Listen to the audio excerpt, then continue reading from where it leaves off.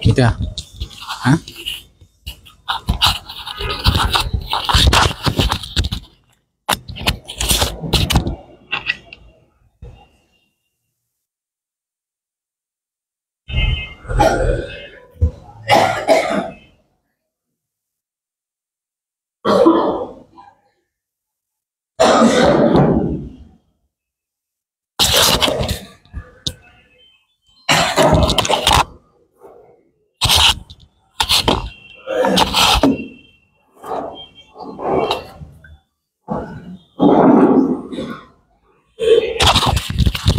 Assalamualaikum warahmatullahi wabarakatuh.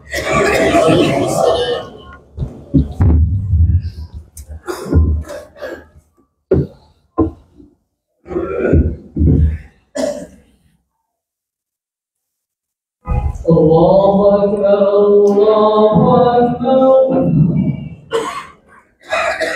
Allahu Akbar, Allahu Akbar. Asyhadu an la ilaha illallah, asyhadu an la ilaha illallah,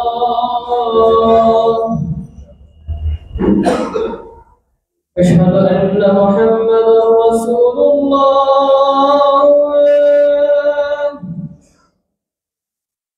asyhadu anna Muhammadar Rasulullah.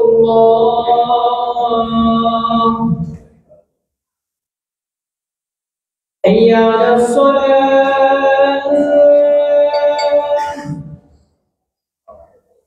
hayya 'alas shalah,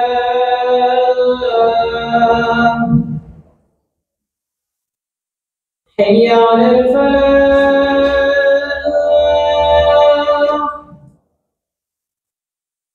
hayya 'alal falah.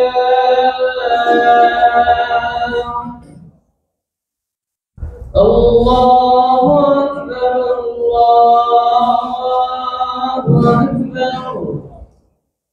La ilaha illallah.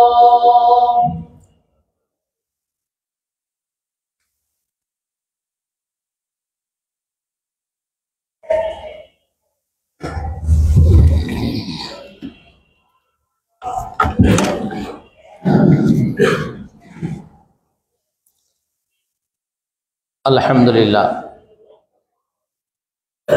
Alhamdulillah nahmaduhu wa nasta'inuhu wa nastaghfiruhu wa nastahdihi wa nu'minu bihi wa natawakkalu alayhi wa na'udzu billahi min shururi a'malina wa min shururi anfusina wa min sayyiati a'malina.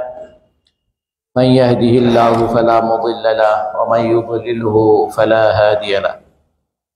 وأشهد أن لا إله إلا الله وحده لا شريك له وأشهد أن محمدا عبده ورسوله الذي أرسله بالحق بشيرا ونذيرا وداعيا إلى الله بإذنه وسراجا منيرا. الذي أرسله بالهدى ودين الحق ليظهره على الدين كله ولو كره المشركون الذي بلغ الرسالة وأدى الأمانة ونصح الأمة وتركنا على المحجة البيضاء ليلها كنهارها لا يزيغ عنها إلا هالك اللهم صل على محمد كما صليت على إبراهيم وعلى آل إبراهيم إنك حميد مجيد اللهم بارك على محمد وعلى آل محمد كما باركت على إبراهيم وعلى آل إبراهيم إنك حميد مجيد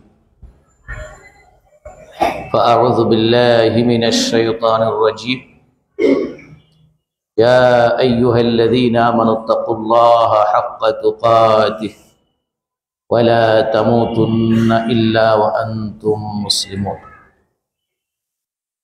يا أيها الناس اتقوا ربكم الذي خلقكم من نفس واحدة وخلق منها زوجها وبث منهما رجالا كثيرا ونساء واتقوا الله الذي تساءلون به والأرحام إن الله كان عليكم رقيبا يا أيها الذين آمنوا اتقوا الله وقولوا قولا سديدا يصلح لكم أعمالكم ويغفر لكم ذنوبكم ومن يطع الله ورسوله فقد فاز فوزا عظيما মুআজ্জাজ হাজিরিন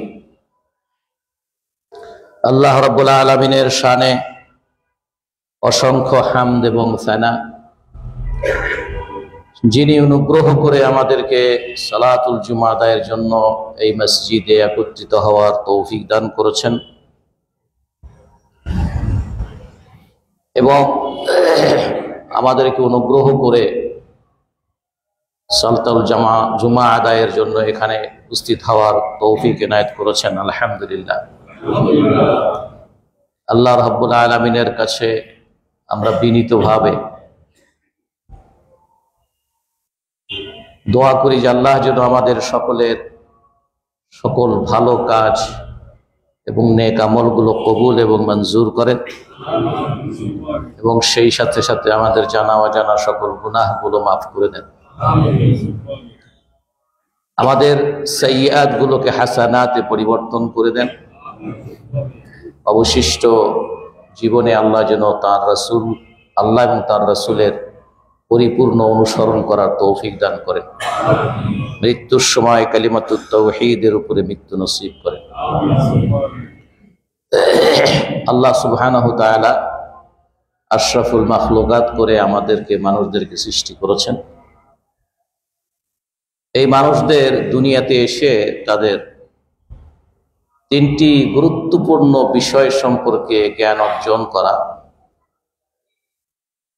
অপরিহার্য ফরজ তিনটি বিষয় সম্পর্কে জ্ঞান অর্জন করা আর একটি হচ্ছে এটাকে তিনটি মৌলিক নীতিমালা বলা হয় ইসলামের তিনটি মৌলিক নীতিমালা আল উসুল আস-সালাসা এর প্রথমটা হচ্ছে মারিফাতুল আবদি রব্বাহু বান্দারা মানুষেরা তার রব সম্পর্কে জ্ঞান অর্জন করবে তার রবকে চিনবে এটা হলো প্রথম দায়িত্ব তাদের প্রথম ফরজ কাজ দ্বিতীয়ত হচ্ছে মারিফাতুল আবদি দীনাহু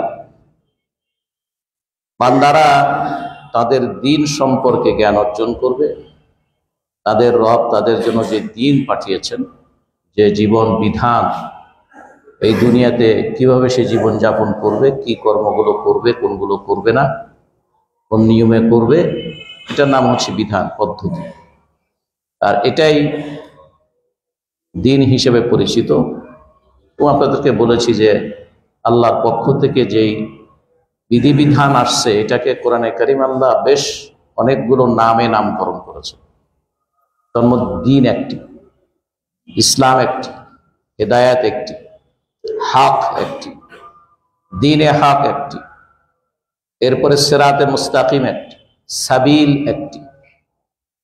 তো এতগুলো পরিভাষা ব্যবহার করেছেন আল্লাহ সুবহানাহু ওয়া তাআলা, প্রত্যেকটিরই কোরআনে কারীমের আয়াত আছে। সুতরাং বান্দা সেই দিন সম্পর্কে জ্ঞান অর্জন করবে। 3 নম্বর হচ্ছে যে আল্লাহ সৃষ্টি করেছেন, তিনি দিন দিয়েছেন। এই আল্লাহ এবং দিন পাওয়া, এগুলোর মাঝখানের মাধ্যম কি, যোগসূত্র কি, আল্লাহর পক্ষ থেকে দিন আমরা কিভাবে পেলাম? এই জন্য এ সকল মাধ্যমদেরকে কি বলা হয়? নবী এবং রাসূল। এই জন্য সকল মানুষকে নবী রাসূলদের সম্পর্কে জ্ঞান অর্জন করতে। এটা আল উসুল সালাসা, there is 3 fundamental basic things. এই 3টি মৌলিক বিষয় সম্পর্কে জ্ঞান অর্জন করা প্রত্যেক মুসলিমের জন্য, কি প্রত্যেক মানুষের জন্য অপরিহার্য। তার রবকে তাকে চিনতে হবে, যে আমাকে কে সৃষ্টি করেছেন, তারপরে কি উদ্দেশ্যে সৃষ্টি করেছেন। তো প্রথমত আমাকে কে সৃষ্টি করেছেন তার সম্পর্কে জ্ঞান অর্জন করা, এটা কি আল্লাহকে চেনা, আল্লাহকে জানা। এরপরে এই জানার ক্ষেত্রে আসলেই তো আল্লাহর নবীদের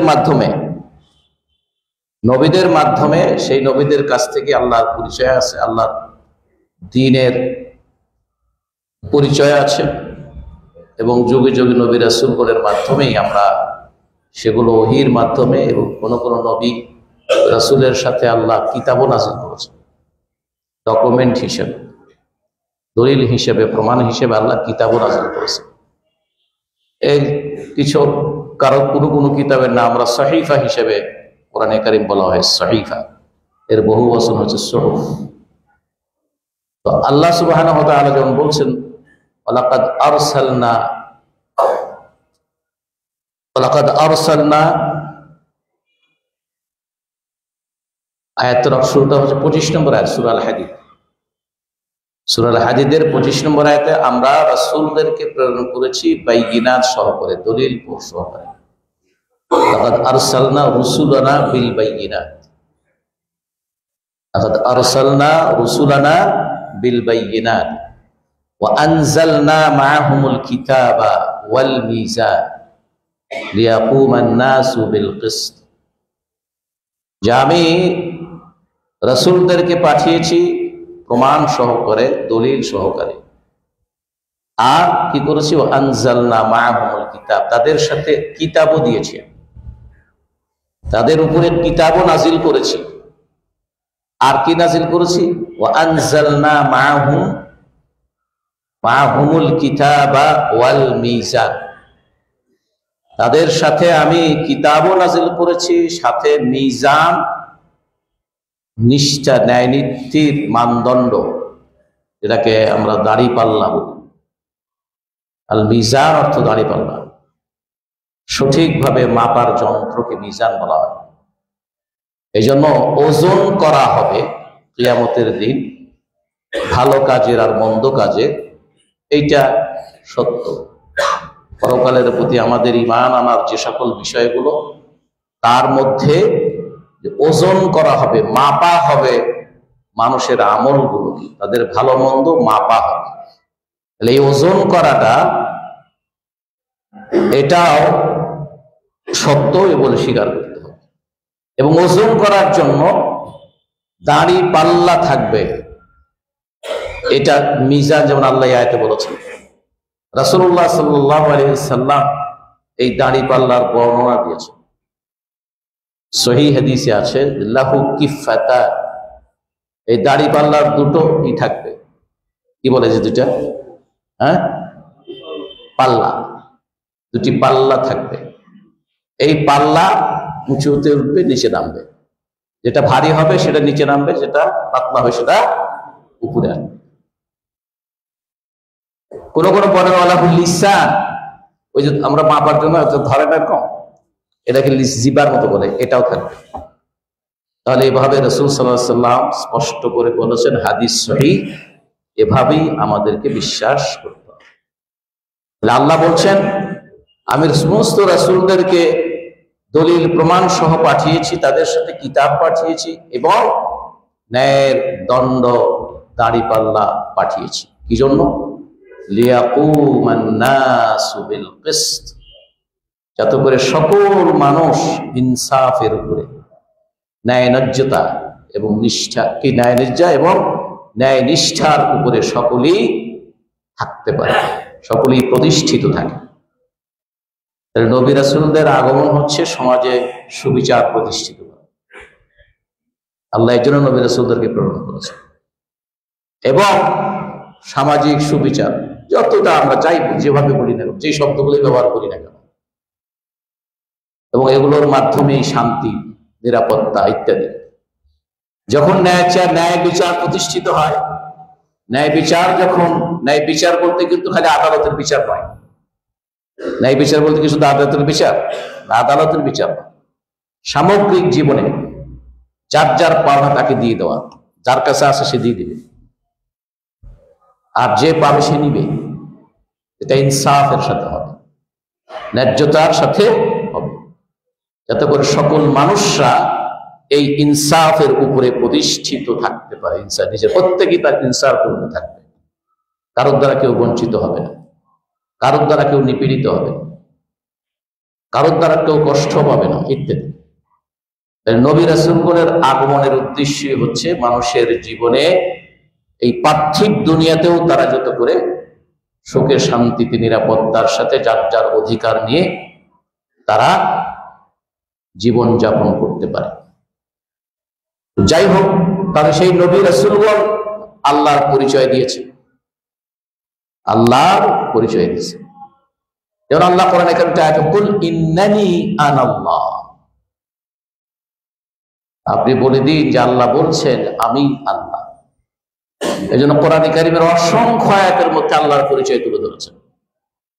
যিনি আসমান সৃষ্টি করেছেন, জমিন সৃষ্টি করেছেন, খালাকাস সামাওয়াতি ওয়াল আরদ ওয়া মান ফীহিন্না, আসমান জমিন সহ এর ভিতরে যা কিছু আছে সব কিছুকে আল্লাহ সৃষ্টি করেছেন, তাই না? ফী সিত্তাতি আইয়াম, 6 দিনে। কয় দিনে? 6 দিন। তাহলে আল্লাহ এগুলো বলেছেন। আল্লাহর জাত সম্পর্ক বর্ণনা দিয়েছেন, আল্লাহর কর্মগুলো কি সেগুলো বলেছেন। এই জাত এবং কর্ম এইটা বোঝানোর জন্য আল্লাহকে কি বলা হয়? রব। আর এই রবের মধ্যে সৃষ্টির কর্মটাও আছে, জীবন দেওয়ার কর্ম আছে, মৃত্যু দেওয়া, বিধান দেওয়া, নিয়ম দেওয়া, এটাকে পরিচালনা করা, এটাকে নিয়ন্ত্রণ করা, এই সব কিছু বোঝানোর জন্য আল্লাহকে একটি পরিভাষা দিয়ে এগুলা বোঝানো হয়, যদিও পৃথক পৃথক শব্দ আছে, খালেক, মালেক, রাজেক, মুদাব্বির সব আছে, কিন্তু রব বললে সব বোঝায়। এই জন্য রবের সাথে, রবের সকল কর্মের সাথে, সকল কাজের সাথে কেউ শরীক নেই। এটাকে আপনাদেরকে বারবার বলেছি, তাওহীদুর রুবুবিয়্যাহ বলা হয়। রব হওয়ার ক্ষেত্রে আল্লাহ একক, তার সাথে আর কেউ শরীক নেই। যারা তার সাথে শরীক করে, ভালো একজন সৃষ্টি করেছে, মন্দ আর একজন সৃষ্টি করেছে, দেবতা কি এর জন্য, শিক্ষার জন্য একজন, অমুকের জন্য একজন, শান্তি আনার জন্য একজন, অমুক অশান্তি আনার জন্য আর একজন, কল্যাণ বয়ে নিয়ে আসার জন্য একজন না, সব কিছুকে আল্লাহ সৃষ্টি করেছেন। দ্যাট ইজ কল্ড রব। আমরা লর্ড ইংরেজিতে বলি রব, বাংলাতেও আমরা প্রতিপালক বা পালক বলে থাকি, পালন কর্তা বলি। Not enough. আপনি জন্ম না দিয়ে, সৃষ্টি না করে, অনেক কিছু করে একজনকে আপনার বাসাতে আপনি পরিপালন করতেছেন, আপনাকেও পালন করতে বলা হবে। আপনি ঘোড়া লালন পালন করছেন, আপনাকে ঘোড়া লালন পালন করতে বলা হবে। তাহলে পালন কর্তা তো এটা কি রবের মতোই অর্থ বহন করে। এই জন্য এই ধরনের পরিভাষাগুলোকে কোন শব্দ বা অনুবাদ না করে হুবহু সেই শব্দই ব্যবহার করা। আল্লাহ রব, এই রবই আমাদের আমার সব। ছেলেরা একটা গান টান গায়ে, রবই আমার সব। সুতরাং এই সেন্সে আল্লাহ রব্বুল আলামিন, বিশ্ব জগতের আমরা যা চিনি, যা জানি, যা দেখি এবং যা দেখি না, সব কিছু তিনি সৃষ্টি করেছেন এবং সব কিছুই তার অধীনে চলে। কোরআন খুব স্পষ্ট করে বলেছে, ওয়ালাহু আসলামা মান ফিস সামাওয়াতি ওয়াল আরদ তাওআন আও কারহা। আসমান এবং জমিনে যা কিছু আছে সব কিছুই তার রবের কাছে আত্মসমর্পণ করেছে, স্বেচ্ছায় অথবা অনিচ্ছায়। ইচ্ছায় বা অনিচ্ছায় তারা আল্লাহর কথা মতো চলতে বাধ্য। এই জন্য বাতাসকে আল্লাহ যে দায়িত্বে যে জন্য সৃষ্টি করেছেন, বাতাস সে কাম করতে বাধ্য। তো সুতরাং এগুলো হচ্ছে রবের কাজ, এগুলো হচ্ছে আল্লাহর পরিচয়। কোরআনে কারীম এগুলো অসংখ্য দিয়েছেন। অফি আনফুসিকুম আফালা তুবসিরুন। আমাকে চেনো না? তোমার নিজের দেহের ভিতরে কি আছে না আছে এটা একবার চিন্তা করে দেখো। তোমার এই দেহটার মধ্যে কি আছে না আছে চিন্তা করে দেখো। তাহলে এগুলো এমনি হয়নি, যে একজন সৃষ্টি করেছেন। অফি আনফুসিকুম, তোমাদের নিজেদের মধ্যে, তোমার দেহের মধ্যে, তোমার মাথার মধ্যে কি আছে যে সেটা থেকে তুমি বুঝতে পারো ভালো মন্দ সব। অনেক বুদ্ধি, সুবুদ্ধিও আছে, কুবুদ্ধিও আছে। কি বলে? সুবুদ্ধিও আছে, কুবুদ্ধিও আছে। এই যে গত রাত্রে নাকি তার আগের রাত্রে সচিবালয়ে আগুন ধরলো, তাও রাত 1:45টায়। কেন ধরলো জানি না, নানানজন নানান কথাই তো বলছে, তাই না? নানানজন নানান কথাই বলতেছে। যদি এমনি কোনো দুর্ঘটনা হয়ে থাকে, যেমন সাধারণত বলা হয় বিদ্যুতের শর্ট সার্কিট ইত্যাদি যেগুলো বলা হয়, তাহলে সেটা তো স্বাভাবিক, অথবা সেটা কারো হাত নেই। যদি কারো হাত থাকে, কত বড় দুষ্ট মানুষ, কত বড় দুষ্ট মানুষ। সুতরাং এটাও আছে, এটা এইখান থেকেই হয়। আল্লাহ মানুষকে এই লিবারেশন দিয়েছে যে ভালো মন্দ তুমি বুঝবা, যে কোনো একটা মন্দটাও তুমি ব্যবহার করতে পারবা। আমি তোমার হাত দ্বারা ফিরিয়ে রাখবো। আর এই জন্য তোমাকে জিজ্ঞাসিত হইতে হবে, এই জন্যই তোমাকে জিজ্ঞাসিত হইতে হবে। সুতরাং এই জন্য বান্দাকে চিনতে হয়। দেখুন আল্লাহ বলছেন, ইয়া আইয়ুহাল ইনসানু মা গাররাকা বিরাব্বিকাল কারীম আল্লাযী খালাকাকা ফাসাওয়াকা ফাআদালাকা ফি আইয়ি সূরাতিন মা শাআ রাক্কাবাক। হে মানুষ, তোমাকে তোমার মহান দয়ালু আল্লাহর ব্যাপারে কে তোমাকে ধোঁকার মধ্যে ফেলে রেখেছে? যিনি তোমাকে সৃষ্টি করেছে কত সুন্দর করে। লাকাদ খালাকনাল ইনসানা ফি আহসানি তাকওয়িম। আল্লাহ বলছেন তোমাকে কত সুন্দর করে আল্লাহ সৃষ্টি করেছেন। অন্য আল্লাহ বলছেন আমি তোমাকে অবশ্যই খুব সুন্দর সুশ্রী করে তোমাকে আমি সৃষ্টি করেছি, সুন্দর গঠন দিয়ে সৃষ্টি করেছি। তাহলে এখানে বলছে আল্লাযী খালাকাকা ফাসাওয়াক ফাআদালাকা, তোমাকে সুঠাম দেহ দিয়েছি, কোথাও কোনো ত্রুটি নেই। এরপরে তোমাকে ভারসাম্যপূর্ণ করেছি। এবং ফি আইয়ি সূরাতিন, সূরত মানে কি? গঠন নাকি? সূরত শেকল বলি আমরা, গঠন। তোমার গঠনটা কত সুন্দর, অন্য জীবজন্তুর মতো না, অন্য জীবজন্তুর মতো না, যে তার নিজের খেয়ে বেঁচে থাকার জন্য ওই মুখটা মাটির সাথে লাগাইয়া তারপরে ঘাস ডাক দিয়ে তুলতে হয়। আমরা একটা হাত ব্যবহার করি, তারপরে মুখে তুলি সহজে। আল্লাহ ফি আইয়ি সূরাতিন মা শাআ রাক্কাবাক, তোমাকে কত সুন্দর ভাবে গঠন করেছেন, তোমাকে অ্যাসেম্বলি করে একটি সুন্দর অবয়ব, সুন্দর গঠন, সুন্দর আকৃতি বিশিষ্ট একজন মানুষ আমি সৃষ্টি করেছি এবং তোমাকে আমি সম্মানিত করেছি। আমি তৈরি করেছি, আমি সৃষ্টি করেছি তোমাকে, কিন্তু তোমাকে আমি অন্য সকল সৃষ্টির উপরে তোমাকে আমি সম্মানিত করেছি। ওয়ালাকাদ কাররামনা বানি আদম ওয়া রাফা'না বা'দাহুম ফাওকা বা'দ। তোমাদের প্রত্যেককে আমি সম্মানিত করে সৃষ্টি করেছি, তবে তোমাদের তবে তোমাদের মধ্যে একজনকে আর একজনের মর্যাদার দিক থেকে, সুনামের দিক থেকে, বুদ্ধিবৃত্তির দিক থেকে, কন্ট্রোলিং পাওয়ারের দিক থেকে একজনের থেকে আরেকজনকে আমি কোথাও কোথাও কি করেছি, তাকে বড় করেছি, তাকে বেশি বিশেষত্ব দিয়েছি। একজন কন্ট্রোলিং পাওয়ার তার বেশি তোমার চাইতে। এই জন্য একজন শ্রমিক আর একজন শ্রমিককে কাজে লাগায়, একজন শ্রমিক কাজ করে আর একজন ওই শ্রমিককে কাজে লাগায়। এটা আল্লাহর পরিকল্পনার মধ্যে, সেটা আল্লাহ বলছে সম্মানিত আমি সবাইকে করেছি, কিন্তু রাফা'না বা'দাকুম মিন বা'দ, তোমাদের কাউকে কারোর উপরে প্রাধান্য দিয়েছি। ঠিক এই প্রাধান্য একটি জায়গা হচ্ছে নারী পুরুষের ক্ষেত্রে। আল্লাহ বলছেন পুরুষদেরকে আমি প্রাধান্য দিয়েছি তোমাদের পরিচালক হিসেবে, তোমাদের দাসী হিসেবে নয়, পুরুষদের দাসী হিসেবে নয়, পুরুষদের ডমিনেটেড হওয়ার জন্য নয়, পরিচালক হওয়ার জন্য।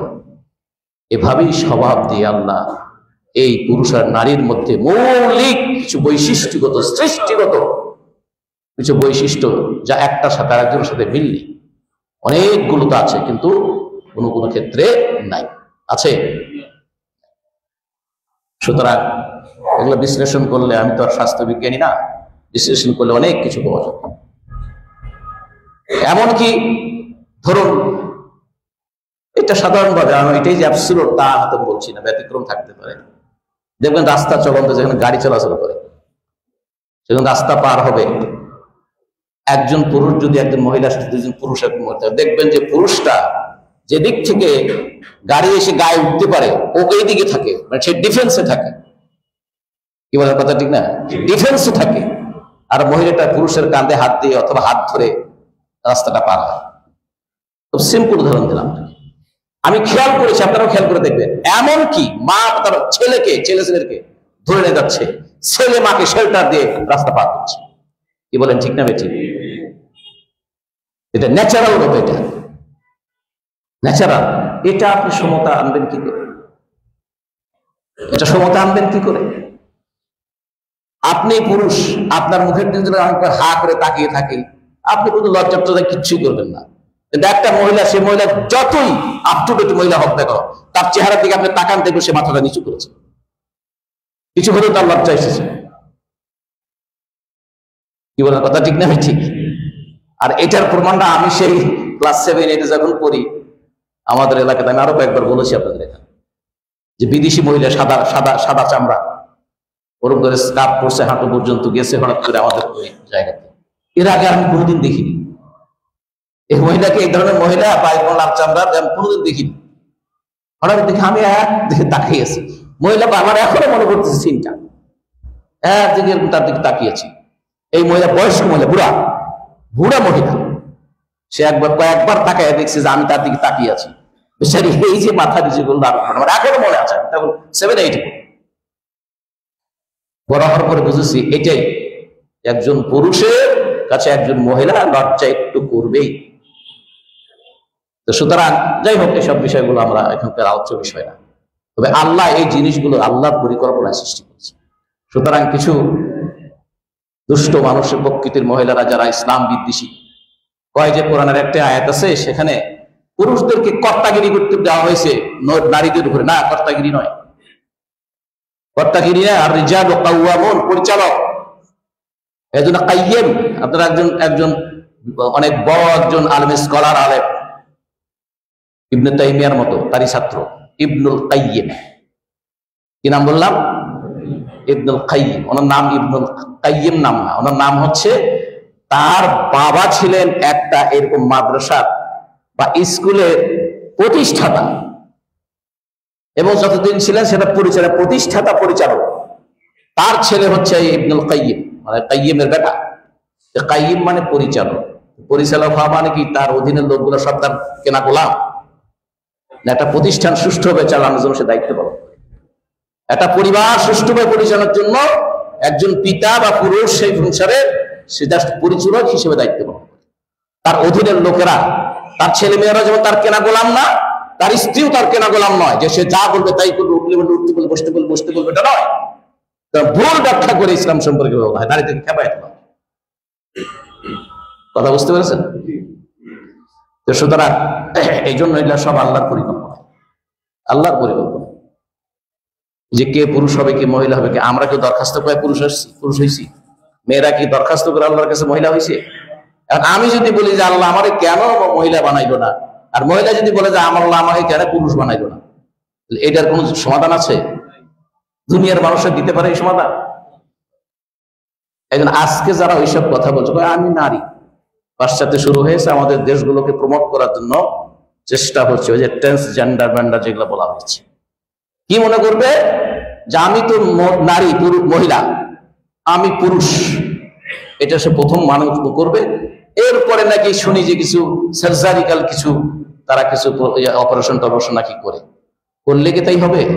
হবে না, স্বভাব পরিবর্তন হবে না। এই জন্য বিভিন্ন দেশে যেখানে এগুলো আছে, একজন পুরুষ নারী হয়েছে, নারীদের হোস্টেলে নারীদের সাথে রাখা হয়েছে, প্রেগনেন্ট হয়েছে, এগুলা হয়েছে বাস্তবে। কথা বুঝছেন কিনা? তো সুতরাং এই জন্য আল্লাহর পরিকল্পনার উপর দিয়ে বেশি বাদবাড়ি করতে গেলে সেটা হয় না, হয় না। এই জন্য জোর করে কেউ নারী আর জোর করে কেউ পুরুষ সাজতে গেলে তার স্বভাব প্রভাব ইত্যাদির মধ্যে তো সেটা আসবে না, যতই সে কৃত্রিম ভাবে সে নিজকে পুরুষের মতো অভিনয় করুক না কেন।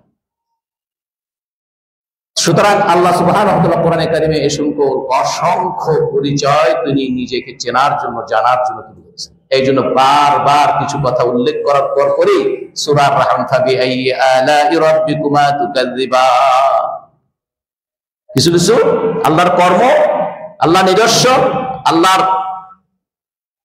এই বিশ্ব জগতের যা কিছু আছে, এই ধরনের কিছু ইনফরমেশন দিয়ে দিয়ে মাঝে মাঝে ফাবিআইয়ি আলা'i রাব্বিকুমা তুকাযযিবান, আল্লাহর কোন নিয়ামতকে, আল্লাহর কোন নিয়মকে, আল্লাহর কোন অনুগ্রহকে তুমি মিথ্যা প্রতিপন্ন করবে, এই চ্যালেঞ্জ দিয়ে রাখছে আল্লাহ। এই চ্যালেঞ্জ দিয়ে রেখেছে আল্লাহর কোন কাজটা, কোন নিদর্শনটাকে তুমি মিথ্যে মনে করবে বলো। সেই কাল থেকে তাই আয়াত পড়া হচ্ছে। কেউ কি পৃথিবীর কত কিছু, তাই না? তো সেখানে কেউ তো এটা গ্রহণ করে নাই যে এটা আল্লাহর, এটাকে আমি মিথ্যা বানাই দিলাম, আল্লাহর এই কর্মটাকে মিথ্যা বানাই দিলাম। যেমন আল্লাহ কোরআনের ব্যাপারে চ্যালেঞ্জ দিয়ে রাখছে। কোরআন আলিফ বা তাসা এই সকল অক্ষর দিয়ে গঠিত শব্দ, সেই সকল শব্দ দিয়ে ওই আরবি ব্যাকরণ রীতি ইত্যাদি রীতি এগুলাকে অবলম্বন করে বাক্য গঠন করা হয়, যেটা তোমরাও পারো। যে ধরনের আরবিতে কবিতা তোমরা লিখতে পারো, কাব্য তোমরা লিখতে পারো, গল্প তোমরা লিখতে পারো, কথাবার্তা বলতে পারো, ডায়ালগ করতে পারো, নাটক করতে পারো, সবকিছু বই করতে পারো। তাহলে এই কোরআন তো সেই আরবি অক্ষরগুলো দিয়েই সৃষ্টি করেছি আমি, আমার কথা এগুলো, এর মতো করে বানাও। আল্লাহর এই চ্যালেঞ্জটা এখনো আছে নাকি নাই? এই আয়াতগুলো এখনো পঠিত হয় না? সারা পৃথিবীর জন্য ওপেন চ্যালেঞ্জ। কোন আরবের এত বড় বড় কবি সাহিত্যিক তারা তখনও ছিল যখন কোরআন নাযিল হয়েছে, তারপরে আছে পৃথিবীতে, এখন পর্যন্ত আছে। অনেক সময় বলে আরবি ভাষা পণ্ডিত, সেই পণ্ডিত তো কোরআনের মতো করে একটি আয়াত বানাতে পারলো না। কি বলেন, কথা ঠিক না বেঠিক? পারলো না। সুতরাং এগুলো সবে আল্লাহ, আল্লাহ দিকে মারিফাতুল আবদ রাব্বাহু, প্রথম দায়িত্ব হচ্ছে সকল মানুষের যে তারা তার রবকে চিনবে, তার রব সম্পর্কে জ্ঞান অর্জন করবে। এই জন্য আল্লাহ বলছেন, তুমি যখন ইমাম আনবা, আমি আল্লাহর প্রতি আনবে যে ঘোষণাটা দিয়ে যে লা আশহাদু আল্লা ইলাহা ইল্লাল্লাহ, আমি সাক্ষ্য দিচ্ছি যে আল্লাহ ছাড়া আর কোন সত্য মাবুদ, এই কথাটা যে আল্লাহ ছাড়া সত্য আর কোন মাবুদ নাই যে বলবে, এই বলার আগে ভালো করে জানো, ভালো করে জ্ঞান অর্জন করো এই বিষয়ে। বারবার তুমি চিন্তা করো, বারবার এটা বোঝার চেষ্টা করো, দেন ইউ কাম স্যাটিসফাই। তুমি যদি তো এটাতে তোমার কি হয়, ওটা কি তৃপ্তি হয় তোমার, তুমি কনভিন্স যদি হও, তাহলে তুমি ডিক্লেয়ার করো। কারণ একবার আল্লাহর প্রতি দিন ইসলাম গ্রহণ করার এই ডিক্লারেশন হয়ে গেলে তোমার এখান থেকে বের হয়ে যাওয়ার আর সুযোগ নেই। বের হয়ে গেলেই সেটা ইসলামের বিধানে তাকেই মোরতাদ বলা হয়। মোরতাদ মানে ফিরে যাওয়া, আসছিলাম এখানে আবার আমি বের হয়ে গেলাম না, এই জন্য বারবার ঢোকার আগে বারবার আল্লাহ বলছে তুমি আগে জানো জানো জানো। সূরা মুহাম্মদ, ফা'লাম আন্নাহু লা ইলাহা ইল্লাল্লাহ আস্তাগফির লাযম্বি। তারপর তোমার কাজ আগে জানো, জেনে তারপরে সে বিশ্বাস পোষণ করো এবং সেই অনুযায়ী কাজ শুরু করো।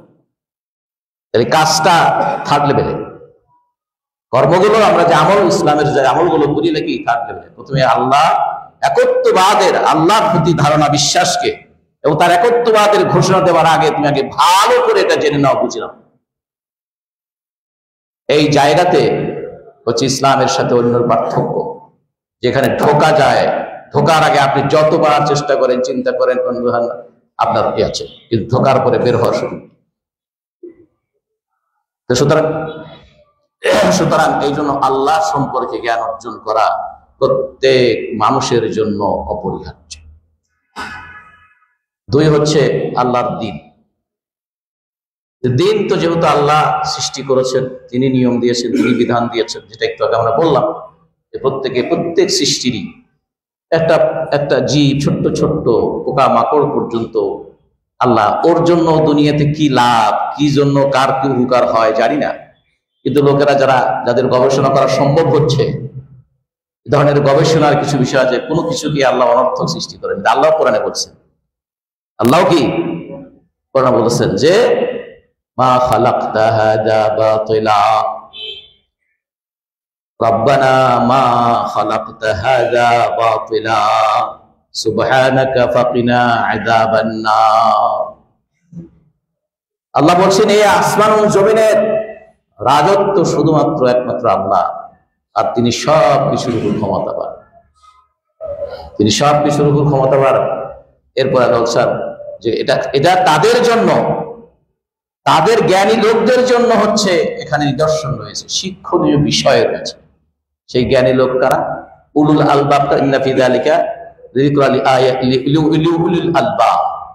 এর মধ্যে উলুল আলবাব যারা, উলুল আলবাব বলা হয় যাদের বিচক্ষণতা আছে, যাদের খুব ভালো জ্ঞান আছে, স্পেশাল জ্ঞানের অধিকারী যারা, এই সকল জ্ঞানের অধিকারীদের জন্য নিদর্শন রয়েছে। আর আমরা বর্তমান সমাজে দেখি যে নিজকে যত বড় বুদ্ধিজীবী বলে তো তত বড় নাস্তিক টাইপের হয়। ইল্লা মাশা আল্লাহ, তবে আল্লাহ যাদেরকে এখান থেকে হেফাজত করে তাদের কথা ভিন্ন। আর আল্লাহ সুবহানাহু ওয়া তাআলা উলুল আলবাব, এরকম জ্ঞানী বুদ্ধিমান, তাদের পরিচয় দিয়ে বলছেন, তাহলে এদের জন্য, এই সকল লোকদের জন্য, জ্ঞানী লোকদের জন্য শিক্ষা রয়েছে। ইন্না ফি যালিকা লাআয়াতিন লিউলিল আলবাব। এই কারা কারা? আল্লাযীনা ইয়াযকুরুনাল্লাহা কিয়ামান ওয়া কুউদান ওয়া আলা জুনুবিহিম।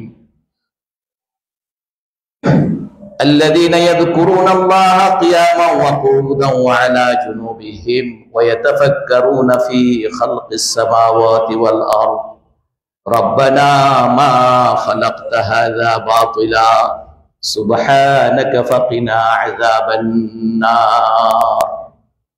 আল্লাহ বুদ্ধিমান জ্ঞানীদের পরিচয় তুলে ধরেছেন, তাদের বৈশিষ্ট্য তুলে ধরেছেন। তারা কি করে? আল্লাযীনা ইয়াযকুরুনাল্লাহা কিয়ামা, তারা দাঁড়ানো অবস্থায়, দাঁড়ানোর সময়, চলাফেরার সময় তারা আল্লাহর কথা স্মরণ করে চলে। বসা অবস্থায় এবং শায়িত অবস্থায়, কায়ত হয়ে ওয়ালা জুনুবিহিম, কায়ত হয়ে যখন শোয়।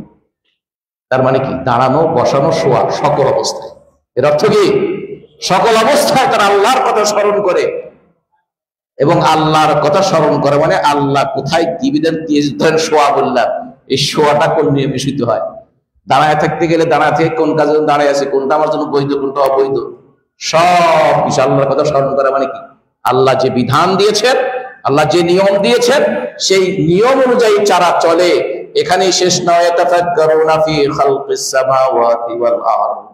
আর তারা আসমান এবং জমিন নিয়ে, আল্লাহ যে আসমান সমূহ সৃষ্টি করেছেন, জমিন সৃষ্টি করেছেন, এবং এত দুভয়ের মধ্যে যা কিছু সৃষ্টি করেছেন, এগুলো নিয়ে তারা গভীর চিন্তা ভাবনা করে। আল্লাহ আপনাকে পাগল সেজে বৈরাগী হয়ে বসে থাকতে বলেনি। পাগল হয়ে বৈরাগী সেজে কবরের মধ্যে, জঙ্গলের মধ্যে বসে থেকে আল্লাহকে পাওয়ার কথা আল্লাহ এটাকে বরং ইসলাম এটাকে নিষেধ করে দিয়েছে। লা রুহবানিয়াতা ফিল ইসলাম। ইসলামের মধ্যে বৈরাগ্যবাদের কোনো প্রবেশ অধিকার নেই, কোনো অংশগ্রহণ নাই। ইসলামে বৈরাগ্যবাদের কোনই নেই। এই জন্য আমরা এদেরকে দেখলে হুজুর, পীর, কামেল এইসব কথা বলি। এটাই সবচেয়ে ধিক্কৃত। এরাই হচ্ছে ধিক্কৃত, এরাই হচ্ছে তিরস্কৃত। যেটা ইসলামে নাই, ওরা এইটা ইসলামের মধ্যে নিয়ে এসে নিজেদেরকে এটা করছে। কথা কি বুঝতে পেরেছেন? বড় বড় কিছু আল্লাহ বসে যে এটা তো নাই, ওরা নিজেরা বানায় নিছে এটাকে। ওই বেদাত থেকে ইবতিদাউ শব্দটা, বেদাত যেমন নিজেরা বানায় নিছে, এই ধরনের বৈরাগ্যবাদকে দুনিয়া ত্যাগের কথা বলে, আমরা আল্লাহর পাগল এসব কথা বলে তারা নিজেরা তৈরি করে নিয়েছে। এর কোন জায়গা ইসলামে আল্লাহর বিধানে নেই। তো সুতরাং আল্লাহ বলছেন তারা কি করে, ওয়াতাফাক্কারুনা ফি খালকিস সামাওয়াতি ওয়াল আরদ, আসমান এবং জমিন এবং এর উভয়ের মধ্যে যা কিছু আছে এগুলো নিয়ে তারা গভীর চিন্তা ভাবনা করে, গবেষণা করে, গভীর চিন্তা ভাবনা করে। আর কি করে? গবেষণা করে। আর বলে কি? গবেষণা করে, চিন্তা করে তারা অস্থির হয়ে যায়, কিভাবে বিস্ময় হয়ে যায়। তারপরে তারা বলে ওঠে, রব্বানা মা খালাকতা হাযা বাতিলা। আল্লাহ, এই যে ছোট্ট একটা কীট, একটা পতঙ্গ, এটাকে তুমি অনর্থক সৃষ্টি করো নাই। এটার সৃষ্টির পিছনে সার্থকতা রয়েছে। আমরা জানি আর না জানি, আমরা জানি আর না জানি। সাপের মতো বিষ্ঠা প্রাণীকে আল্লাহ কেন সৃষ্টি করেছেন? তার সবল খেলে মানুষ মারা যায় করতে। বাঘের মতো হিংস্র প্রাণী আল্লাহ কেন সৃষ্টি করেছেন? এগুলোর সবগুলোর হিকমত আল্লাহই ভালো জানেন। তবে গবেষণা যদি পৌঁছা যায়, সেটাও একটা হতে পারে। সেটা গবেষণায় যদি কিছু আসে, সেটা কি হতে পারে যে হ্যাঁ, এ কারণে হইতে পারে। যেমন আল্লাহ নিজে বলেনি যে এই কারণে বাঘ সৃষ্টি করেছি, এই কারণে সাপ সৃষ্টি করেছি। তাহলে আল্লাহ বলছে, তবে এগুলো সৃষ্টি করে তারা বলে যে আল্লাহ, এগুলো হে আমাদের রব, আপনি এগুলোকে অনর্থ, বাতিল হিসাবে, যাদের কোনো কাজে আসে না, কোনো উপকার নাই, এজন্য আপনি সৃষ্টি করেন না। অতএব আপনার প্রশংসা করছি আল্লাহ, আমাদেরকে জাহান্নামের আগুন থেকে বাঁচান। এটা হচ্ছে বুদ্ধিজীবী, জ্ঞানীদের, বিবেকবানদের, সচেতন মানুষদের বৈশিষ্ট্য হচ্ছে এগুলো। তাহলে সেই মহান রবের সম্পর্কে জ্ঞান অর্জন করা যেমন জরুরি, তেমনি করে তিনি যে বিধান দিয়েছেন সেই বিধানের সম্পর্ক জ্ঞান অর্জন করা অপরিহার্য। যুগে যুগে আল্লাহ বিভিন্ন নবী রাসূলদের মাধ্যমে যুগ অনুযায়ী, সেই যুগের লোকদের অনুযায়ী, আল্লাহর পরিকল্পনা অনুযায়ী, যেই যুগে যেই সমাজের মানুষদেরকে আল্লাহর পক্ষ থেকে বিধিবিধান যতটুকু তাদের জন্য আল্লাহ প্রয়োজন মনে করেছেন, উপযোগী মনে করেছেন, তাদের মাধ্যমে সেভাবে দিয়েছেন। এই জন্য নবীদের জীবন, যুগে যুগে নবীদের জীবন পদ্ধতি, যেটাকে শরিয়াত বলা হয়, জীবন পদ্ধতি ভিন্ন ভিন্ন ছিল, কিন্তু মূল ডিক্লারেশন অফ অননেস অফ অলমাইটি আল্লাহ সুবহানাহু ওয়া তাআলা, যেটাকে তাওহীদ বলে, এটা সব যুগে একটাই ছিল। মানে এটা হলো বেস। তারপরে লাইফস্টাইল, জীবন পদ্ধতি, এটা আল্লাহ সুবহানাহু ওয়া তাআলা যুগে যুগে মানুষদের বুঝে সেভাবে দিয়েছেন। তবে এটা চূড়ান্ত ফাইনাল হয়েছে সর্বশেষ মুহাম্মদুর রাসূলুল্লাহ সাল্লাল্লাহু আলাইহি ওয়াসাল্লাম। তখন থেকে কিয়ামত পর্যন্ত আর এই শরিয়াতের, আর এই ইসলামের আর কোন পরিবর্তন হবে। অনেকে মনে করে যে আগের যুগের নবীদের কাছে যে বিধান আসছিল ওটা ইনকমপ্লিট ছিল, আর মুহাম্মদ সাল্লাল্লাহু আলাইহি ওয়াসাল্লামের কাছে আসে সেটা কমপ্লিট। প্রত্যেক যুগেই, প্রত্যেক সময় যে নবীর কাছে আল্লাহ যা দিয়েছে ওটা কমপ্লিট তাদের জন্য। তাই জন্য ধারে ধারে কম কম আসতে আসতে আসতে মুহাম্মদ সাল্লাল্লাহু আলাইহি ওয়াসাল্লামের কাছে পূর্ণতা লাভ করছে না, এমনটি নয়। কথা কি বুঝতে পেরেছেন? অনেকে এখানে ভুল করে। এই জন্য অনেকে লেখা মুহাম্মদ সাল্লাল্লাহু আলাইহি ওয়াসাল্লাম লেখার সম্পর্কে বলে কি, ইসলামের প্রবর্তক মুহাম্মদ। না, ইসলামের প্রবর্তক মুহাম্মদ সাল্লাল্লাহু আলাইহি ওয়াসাল্লাম নয়, তার আগে থেকে ইসলামের মূল বিধান হচ্ছে আল্লাহর তাওহীদ, একত্ববাদের। আর যুগে যুগে নবী রাসূলদের কাছে শরিয়াত বা লাইফস্টাইল, যেটা বললাম জীবন পদ্ধতি, সেটা ভিন্ন ভিন্ন। এর নাম হচ্ছে দিন। সেই দিন সম্পর্কে এখন তো তাদের যা চলে গেছে, এখন আমাদেরকে আমাদের দিন সম্পর্কে জানা অপরিহার্য। আর এই দিন এবং আল্লাহর মাঝখানে যারা মাধ্যম হয়ে মিডিয়া হিসেবে কাজ করেছেন, তারাই আল্লাহ কর্তৃক নির্বাচিত নবী এবং রাসূলগণ। এদের সম্পর্ক, তাদের সম্পর্ক জানা সকল মানুষের জন্য অপরিহার্য। এই তিনটি মৌলিক নীতি আল্লাহ সুবহানাহু ওয়া তাআলার জন্য কথাগুলো আমাদের বোঝার এবং সেই অনুযায়ী যেন আমরা জ্ঞান অর্জন করার চেষ্টা করি। আল্লাহ যেন সেই তৌফিক দান করেন। বারাকাল্লাহু লানা ওয়া লাকুম ফিল কুরআনিল আযীম ওয়া নাফা'আনি ওয়া ইয়্যাকুম বিমা ফীহি মিনাল আয়াতি ওয়াদ যিকরিল হাকীম। আকুলু কওলি হাযা ওয়া আস্তাগফিরুল্লাহা লি ওয়া লাকুম ওয়া লিসাইরিল মুমিনিন ফাস্তাগফিরুহু ইন্নাহু হুয়াল গফুরুর রাহিম।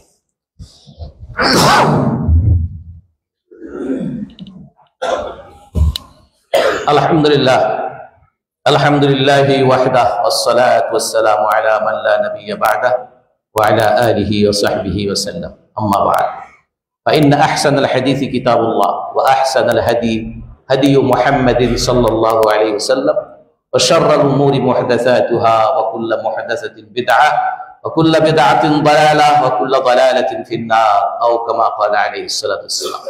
মুআজ্জাজ হাজিরিন, আমরা প্রথম খুতবায় যে বিষয়গুলো আমরা শুনলাম, আমরা চেষ্টা করব ইনশাআল্লাহ আল্লাহ তার রাসূলগণ এবং বিশেষ করে এখন আমরা যে রাসূলের প্রতি ঈমান এনেছি এবং দ্বীন ইসলাম এ সম্পর্কে যেন আমরা জ্ঞান অর্জন করার চেষ্টা করি।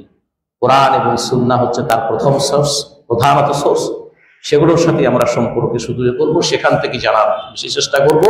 সেই সাথে সাহাবায়ে কেরাম রিদওয়ানুল্লাহি আলাইহিম যারা রাসূলের কাছ থেকে সরাসরি শিক্ষা গ্রহণ করেছেন, তারা এবং তাদের অনুসরণে যুগে যুগে যে সকল মুহাক্কিক ও কোরআন সুন্নাহর অনুসারী সাহাবায়ে কেরামদের অনুসারী যারা আছেন, তাদের লিখিত, তাদের পরামর্শ, তাদের মতামত, তাদের কাছ থেকে ইলম অর্জন করার জন্য আমরা চেষ্টা করব। আল্লাহ আমাদের সকলকে তৌফিক দান করুন। আর মসজিদের কাজ, ঋণ সবই কিন্তু বাকি আছে, আপনারা দিয়ে আসছেন। আমাদের যারা পাওনাদার ছিল আলহামদুলিল্লাহ তারা কমেছে, আমরা পরিশোধ করছি, তো এখনো অবশ্য শেষ হয়নি। এর সাথে আমাদের নতুন আরেকটা মাদ্রাসার একটা বিল্ডিং, একজন আমাদের পরিচিত, উনি মসজিদের ক্ষেত্রে আলহামদুলিল্লাহ অনেক দিয়েছেন, আপনারা অনেকেই দিয়েছেন। এই নগদ করে বিশেষ করে বলছি যে সেখানে বিল্ডিং হওয়ার জন্য কাজ শুরু হয়েছে। আলহামদুলিল্লাহ বিল্ডিং প্রায় দুতলা হওয়ার মতো ইনশাআল্লাহ তিনি একাই দান করবেন এবং শুরু করেছেন তিনি। আল্লাহ যেন তাকে সহ আমাদের সকলের এই মসজিদ, এই ভালো কাজের জন্য দানগুলোকে যেন আল্লাহ একমাত্র তার সন্তুষ্টের উদ্দেশ্য হয় এবং এই দানগুলো যেন আমাদের এবং আমাদের পিতামাতা আত্মীয় যারা কবরবাসী হয়েছে, আল্লাহ যেন প্রত্যেকের নাজাতের জরিয়া করে দেন এবং জান্নাত লাভের জন্য যেন সহায়ক করে দেন। আমাদের পিতামাতা আত্মীয় যারা কবরবাসী হয়েছে, আল্লাহ পাক তাদেরকে ক্ষমা করেন। আমাদের প্রত্যেক ছেলে মেয়েদেরকে আল্লাহ দ্বীনের পথে রাখার তৌফিক দান করেন। ইবাদাল্লাহ সাল্লু আলা নবিয়িকুম হাইথা মারাকুম রাব্বুকুম বিসসালাতি ওয়াসসালামু আলাইহি ফাকাল ইন্নাল্লাহা ওয়া মালাইকাতুহু ইউসাল্লুনা আলান নবী ইয়া আইয়ুহাল্লাযীনা আমানু সাল্লু আলাইহি ওয়া সাল্লিমু তাসলিমা اللهم صل وسلم وبارك على نبيك محمد وعلى اله وصحبه وسلم وارض اللهم عن الصحابه خصوصا ابي بكر وعمر وعثمان وعلي وعن بقيه اصحاب رسول الله صلى الله عليه وسلم اجمعين وعن التابعين لهم ومن تبعهم باحسان الى يوم الدين وعنا معهم بجودك وكرمك ورحمتك يا ارحم الراحمين. ربنا اتنا في الدنيا حسنه وفي الاخره حسنه وقنا عذاب النار. ربنا ظلمنا انفسنا وان لم تغفر لنا وترحمنا لنكونن من الخاسرين. رب ارحمهما كما ربياني صغيرا رب ارحمهما كما ربياني صغيرا. ربنا اغفر لي ولوالدي وللمؤمنين يوم يقوم الحساب. الله اعز الاسلام والمسلمين واذل الشرك والمشركين. عباد الله ان الله يأمر بالعدل والاحسان وايتاء ذي القربى وينهى عن الفحشاء والمنكر والبغي يعظكم لعلكم تذكرون. اذكروا الله يذكركم ولذكر الله اكبر والله يعلم ما تصنعون.